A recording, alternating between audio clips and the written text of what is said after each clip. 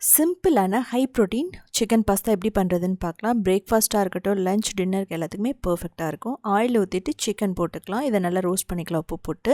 இதுக்கப்புறம் மஞ்சள் தூள், பப்ரிக்கா பவுடர், மிளகாய் தூள், பெப்பர் தூள், ரெட் சில்லி ஃப்ளேக்ஸ் எல்லாம் போட்டுட்டு ஒரு 5-8 நிமிஷம் நல்லா ரோஸ்ட் பண்ணிக்கணும். மூடி வச்சு வேக வச்சுக்கோங்க. இதுக்கப்புறம் ஆனியன், பச்சை மிளகாய், கார்லிக், கேப்சிகம், கேரட் எல்லாம் போட்டு நல்லா வதக்கலாம். நல்லா மீடியம் டு ஹை வச்சு அதுக்கப்புறம் இதுக்கு தேவையான மசாலா போட்டுக்கலாம். இதுக்கப்புறம் டொமேட்டோ சாஸ், சில்லி சாஸ், அதுக்கப்புறம் சோயா சாஸ் இதெல்லாம் போட்டு அதையும் நல்லா மிக்ஸ் பண்ணணும். இதுலேயும் நல்லா குக் ஆகிடும். இதுக்கப்புறம் 2 கப் தண்ணி ஊற்றலாம்.